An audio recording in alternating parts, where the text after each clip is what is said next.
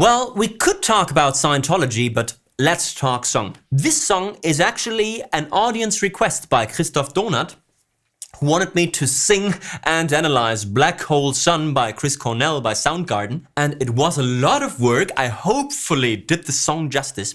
And today I think I'm ready to answer the question whether Chris Cornell was the musical genius that many people think he was, or whether Soundgarden just randomly put chords together and by coincidence created something halfway decent. First of all, we are going to look at the chords. Very freaky. After that, there's going to be a tiny melody analysis, and as always, at the end, a lyric in-depth analysis of what Black Hole Sun actually is supposed to mean. Let's get going.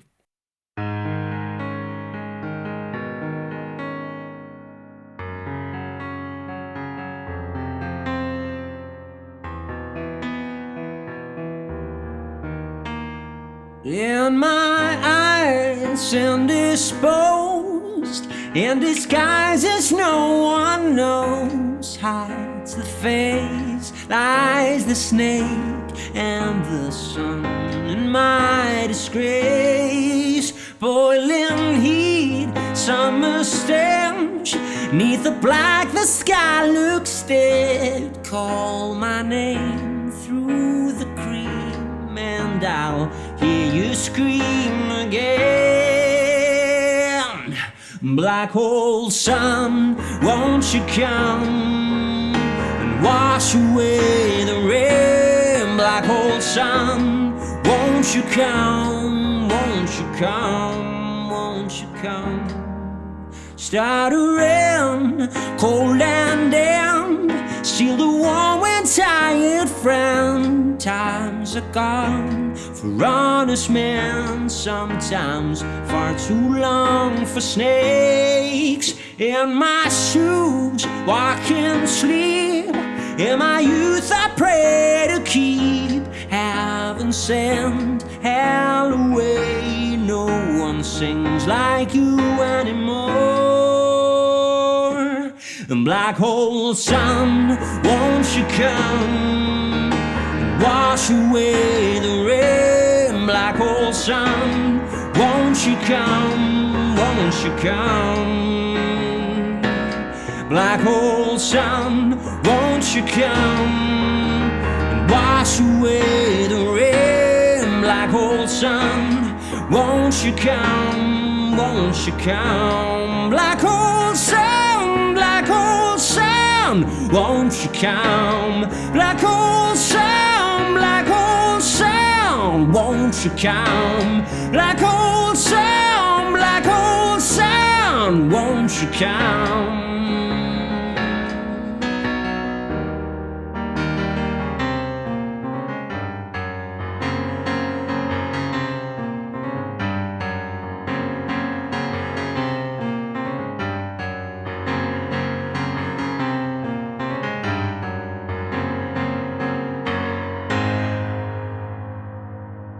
Hang my head, drown my fear, till you all just disappear. Black hole sun, won't you come and wash away the rain? Black hole sun, won't you come, won't you come? Black hole sun, won't you come, wash away the rain? Black hole sun, won't you come, won't you come? Black hole sun, black hole sun, won't you come? Black hole sun, black hole sun, won't you come? Black hole sun, black hole sun, won't you come?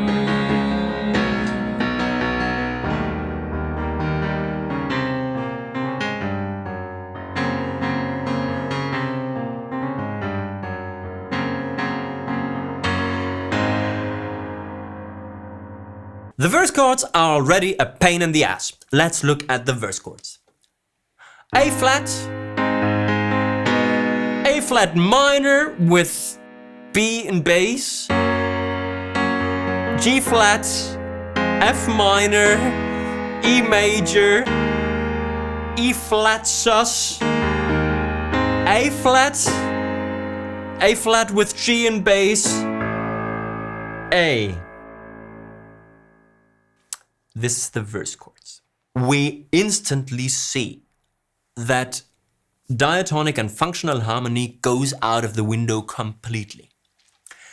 If we want to do something as a chord stage degree analysis, we would have to say that the tonal center is probably this A flat major chord. Every time we go back to this A flat major chord, we feel a little bit like home. A very disturbed home, but home nonetheless.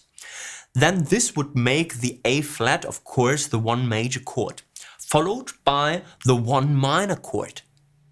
Very, very confusing.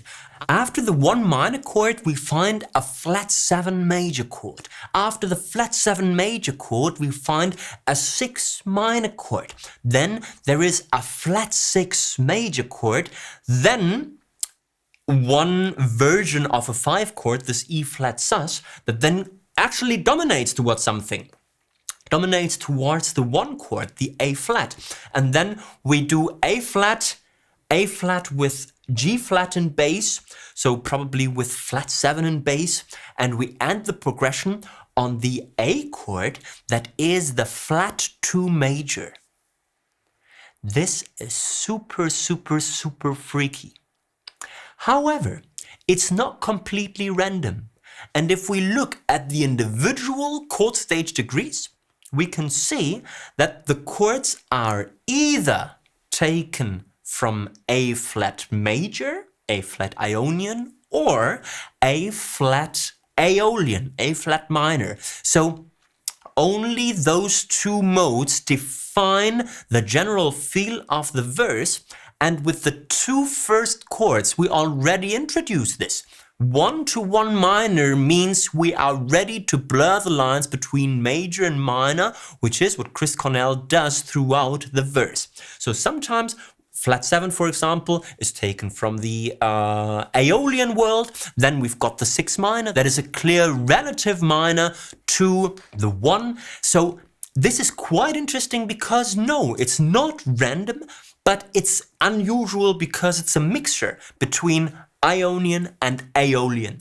What we can also see is that they do know the dominant function of certain chords. For example, this sus chord that then goes back to the 1.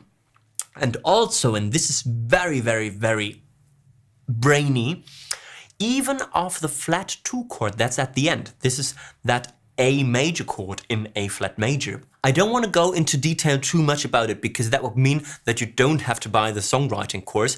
Please go and buy the almost but not quite complete guide to songwriting to find out more about tritone substitution. Tritone substitution is when you take the flat 2 instead of the 5, and the flat 2 as a major chord, even as a major 7 chord, has lots of the characteristics that the dominant 5 chord also has, which means that you can sometimes use it as a reharm option, and it has got dominant function if we listen to it. Listen to it.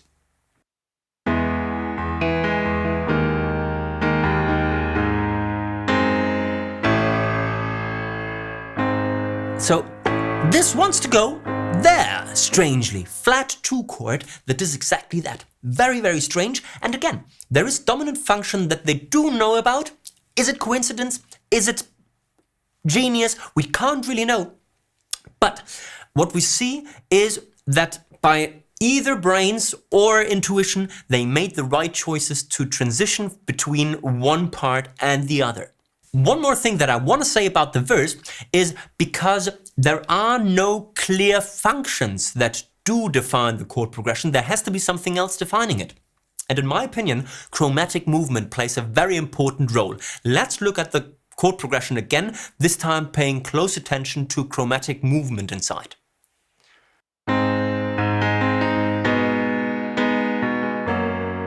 Here we started.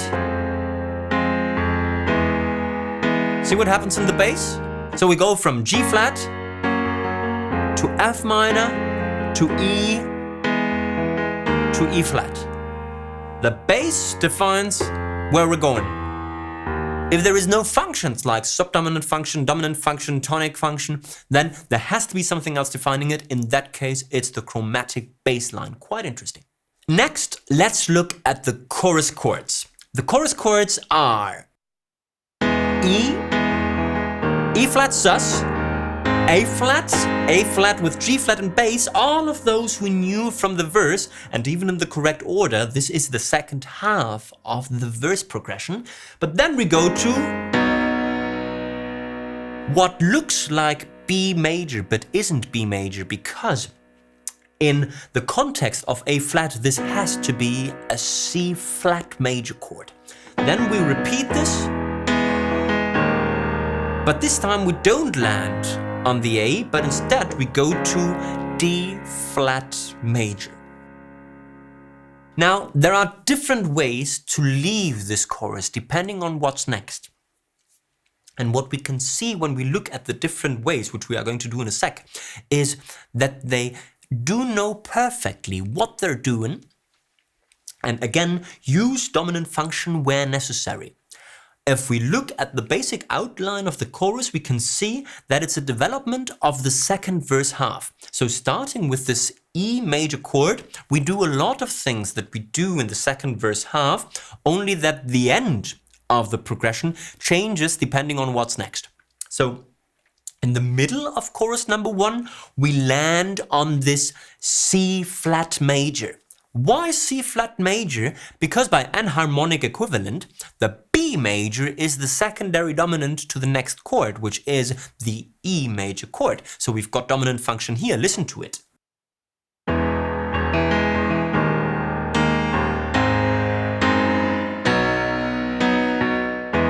Okay?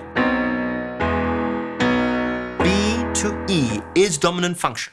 At the end of chorus number 1, after E and E flat sus, we go to this new chord that then goes to that chord. That's an E flat major chord, and that is the dominant chord to A flat, first chord of the second verse. Let's look at this chord, the one before the E flat, for a little bit. Yes, it seems pretty clear that D flat is the 4 chord of A flat, thereby making this progression a 4-5 progression. D flat to E flat, and that goes back to the 1 chord, the first chord of verse number 2. I have got another very, very unnecessary and super nerdy explanation for that D flat chord. Remember that in the verse we blurred the lines between major and minor.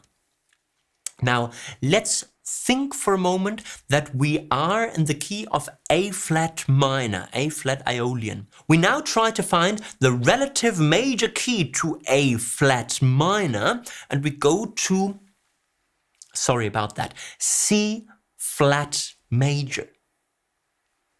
In C flat major, the D flat chord is the major 2 chord.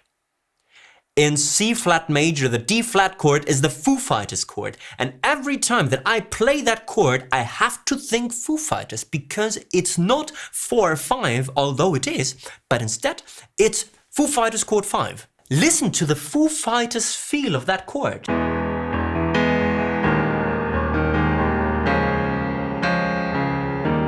Yes, it's 4-5 later on, but the first time that this plays, it does not seem a 4. It's a Foo Fighters chord.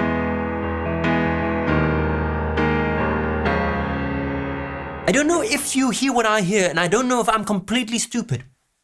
I don't know if I'm too nerdy or too stupid, but this, in my very, very unnecessary and stupid interpretation, is not in fact the 4 chord of A flat, but instead the 2 chord of C flat major. 2 tiny things that we have to talk about when talking about chord progressions and song structure is the post-chorus after choruses number 2 and 3. It's that one. Black hole sun, black hole sun. We play D flat major, C flat major and E flat major. What's funny here is that we've got an uneven number of bars. So we've got 3 bars that make the chord progression. 1, 2, 3, and then repeat. That's unusual.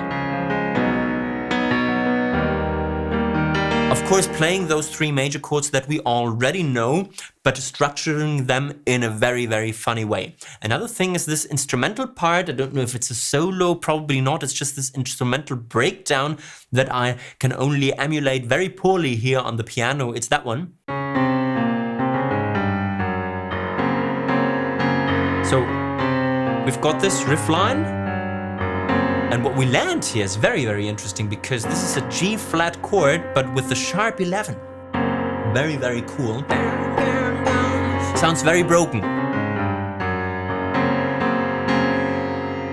Very, very interesting. And just things that are quite noteworthy when we talk about the song analysis, things that I don't want to go into that much. Now, when looking at the melody, it's almost incredible how simplistic the melody is at the beginning of the verse. Let's look at the verse melody. C, E flat, F. This repeats, C, E flat, F. Then we've got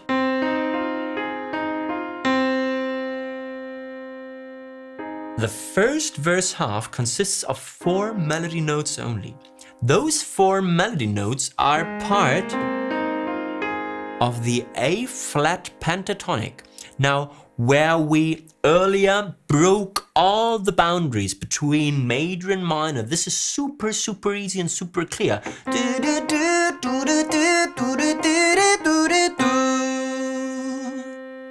This is quite interesting, right? And I didn't realize that until I actually analyzed the melody, that the melody is in fact super simple.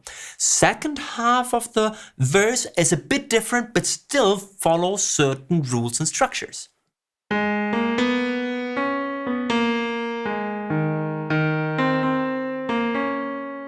Now what happens here is we go from that A flat pentatonic feel to a very minor feel, because we've got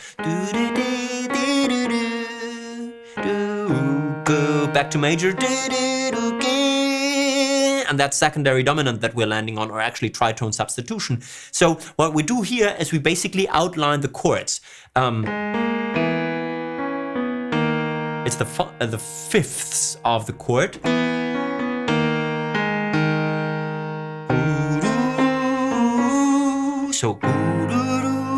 So it's 5, 3, 3. 3 of the chord. This happens in the second verse half, outlining the chords and also changing the mood a little bit more to the Aeolian side of things. Now the chorus in terms of melody does basically the same that the chord progression did. It gets its inspiration from the second verse half. So also this Black Hole Sun hook line is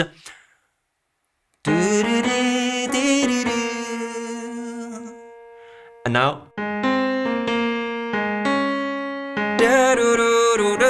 so again, not only in the chords, but also in the melody, we do find that the second verse half is a foreshadowing of what is going to happen in the chorus.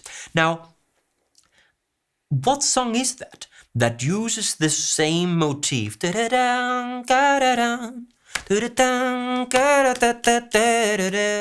is that? In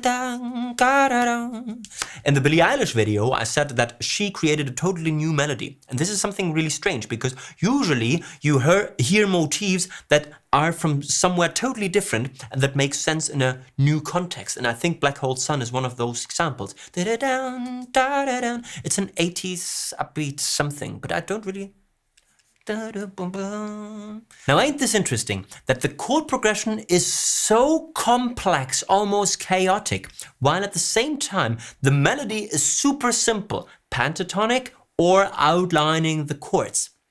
This is probably the secret of the success of the song, that although there is a very chaotic background harmonic background. The melody lines are quite memorable. Black hole sun, won't you come? Everybody can sing this. Wash away the rain. And we don't even know that we do modulation or modal interchange in the melody because it comes quite naturally. This is something that I found in the analysis of the song that actually blew my mind. I learned something very, very important here. The last thing that we have to talk about, I'm really, really sorry, and here we go back into the chaotic world, things you shouldn't do, is the lyrics. First of all, what does black hole sun even mean? Black hole? Sun? No. Won't you come and wash away the rain? Don't you have to be liquid in order to wash something? Isn't rain the thing that washes stuff away? Don't quite understand it. The chorus is just that. Black hole sun, won't you come and wash away the rain? Black hole sun, won't you come, won't you come? It's really fun to sing. It's really easy to memorize. And those two things are very important if you want to have a hit song, but they don't mean shit. Verses. And there are some really, really clever bits, but all in all, it's chaotic and just really, well, funny. In my eyes, indisposed, in disguises no one knows, hides the face, lies the snake, and the sun in my disgrace. I have no idea what all of that means. If we try and find a structure, we would probably spot right away this similarity in the beginning of the lines. In my eyes, indisposed, in disguises no one knows. That, by the way, doesn't get repeated in the other verses. Would have been a very cool idea. And if we want to find a rhyme pattern, it would probably be ABB, eyes, post, nose, and then CCC, face, snake, disgrace. Very, very loose here. So we would have an ABB-CCC rhyme. Is that the system? Would be a really cool system to have one individual line, then a couple of lines, and then a triplet of lines. 3 lines, A, B, B, C, C, C. If they had followed through with that, that would have been very good writing. However, second verse is boiling heat, summer stench, neath the black, the sky looks dead. Call my name through the cream and I'll make you scream again. What's that? Suddenly we've got heat rhyming with cream, dead rhyming a little bit with again, name, maybe also, I don't really know. That would then make it A, B, sorry, summer stench doesn't rhyme with anything, sorry about that. So A, nothing, B, B, A, B. Then this cream thing rhymes internally with scream, that is not the end of the line.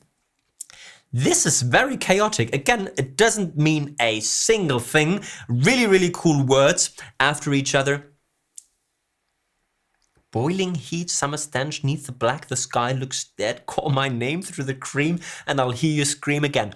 And I'm pretty sure that I'm going to offend a lot of die-hard Chris Cornell and Soundgarden fans. And they will tell me, oh, that means the world to me and it changed my life. And very, very good that it changed your life. In terms of craftsmanship and good songwriting, we could have done better. Stuttering, this is verse number 3. Stuttering, stuttering, mispronounced. Should be stuttering. Stuttering, cold and damp, mispronounced for no reason at all. Why stuttering? Why not take any other word if you have no rhyming pattern? Stuttering, cold and damp, steal the warm wind-tired friend. Is it about farting? I don't really know. Times are gone for honest men, sometimes far too long for snakes. That guy likes snakes quite a bit. They have appeared twice already, and we have no idea what the snakes are doing. Stuttering, cold and damp, steal the warm wind-tired friend. Times are gone for honest men, sometimes far too long for snakes. If you ask me, it could be a nothing AA rhyming pattern, but let's not talk about patterns if there is no pattern. And then we've got in my shoes, walking, sleep. My shoes, sleep, walking, sleep. In my youth I prayed to keep. Heaven sent hell away. No one sings like you anymore. I can't really take that seriously, I'm sorry. Then chorus number 2, a lot of Black Hole Suns. Last verse, hang my head, drown my fear till you all just disappear.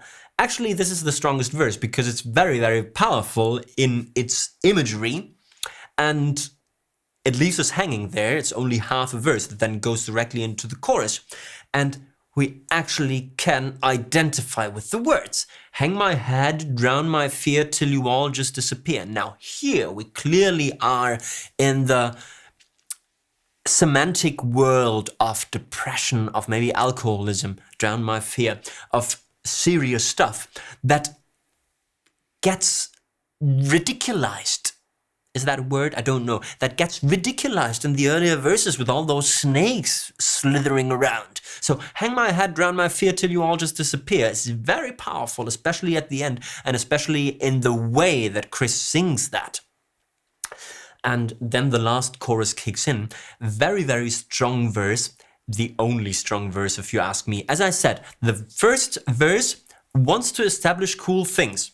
The beginning ins, in my eyes, indisposed, in disguises no one knows. And this really, really new and unusual rhyming pattern, A, B, B, C, C, C. But they don't follow through. That's why, lyric-wise, C minus tops. Fantasy von Earth, Wind and Fire. Ah, cool. You heard it, because I'm leaving that in. It's Fantasy by Earth, Wind and Fire that I meant.